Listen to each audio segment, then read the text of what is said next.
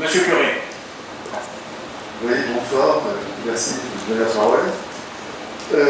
On a entendu un catalogue de propositions au niveau de la culture, catalogue avec lequel on peut forcément nous faire rêver, puisque c'est un enfilement, une superposition de choses, qui pour moi ne constitue pas un axe fort d'une politique culturelle municipale.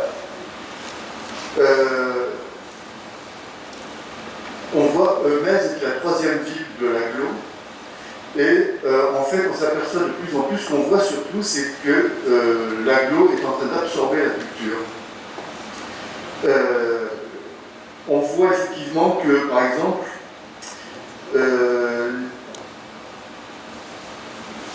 beaucoup de choses sont prises en charge par l'agglo. Bon, on a vu par exemple la fameuse convention qu'on a signée pour le jeu public. C'est la même chose donc, pour le conservatoire de musique, qui d'ailleurs, entre autres, est un conservatoire essentiellement de musique, c'est-à-dire qu'on n'a pas d'art dramatique, par exemple, à ce conservatoire, alors que Frontignan a des cours d'art dramatique et c'est aussi.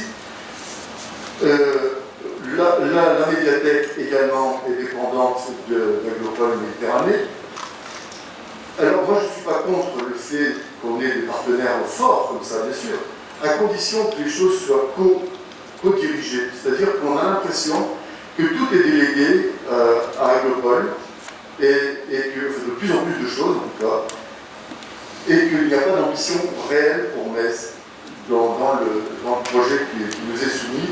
Enfin, cet empilement de propositions, en fait. Alors, la politique d'une ville telle que Metz devrait être le maillon fort de la politique générale, car il s'agit de construire une identité culturelle forte, permettant un rayonnement au-delà de la ville. Il s'agit d'accompagner les jeunes et les moins jeunes à la diversité culturelle et à l'accès à tous les arts. Il s'agit de transmettre des pratiques artistiques. Il s'agit de stimuler l'économie locale.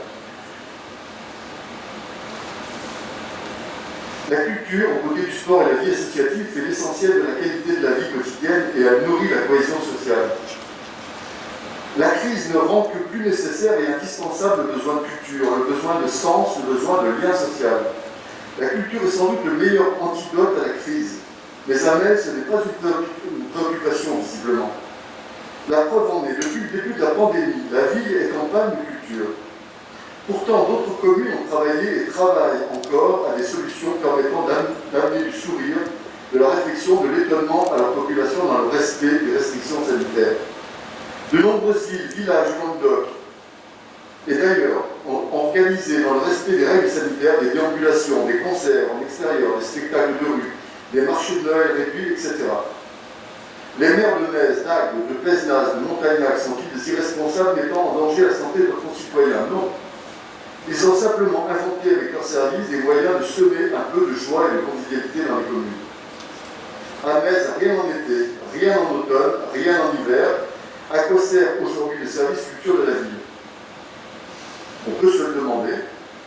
J'espère au moins qu'il réfléchit à un projet, effectivement, qui sera efficient dès que les conditions sanitaires seront plus légères, on va dire. En tout cas, il y a une chose qui est certaine, nous c'est qu'on attend avec impatience une commission culture, ou peut-être la création d'un office municipal de la culture, qui pourrait être aussi intéressant, qui réunirait les gens, les élus bien évidemment, aussi les élus d'opposition et un certain nombre de professionnels de la culture qui sont à Metz et aussi des spectateurs avertis ou pas, peut-être tirés au sort, qui permettrait d'avoir un organisme qui réfléchit un peu à une politique culturelle cohérente et où la population est impliquée. Voilà, je vous remercie. Merci, monsieur.